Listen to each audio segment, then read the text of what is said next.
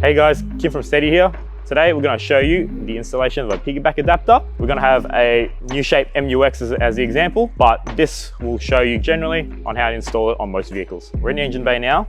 So to plug in a high beam adapter, we'll just look for the plug at the back of the headlight, and simply we'll just disconnect that, and the piggyback adapter will just go in line with the original wiring there.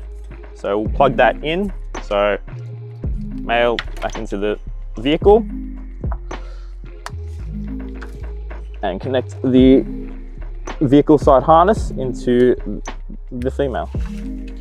Now, so this will give you the white T-piece here, and that will allow you to connect to your light bar harness or driving light. With the MU-X, we have here an additional earth cable.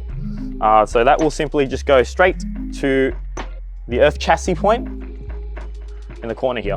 So this is just a 10mm socket.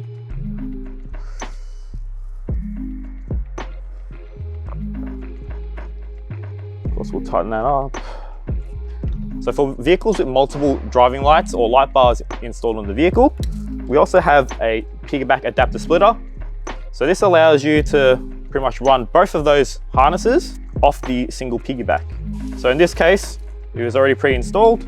We can disconnect that from there, plug in the piggyback adapter splitter, and now we have two outlets for both your driving light harnesses.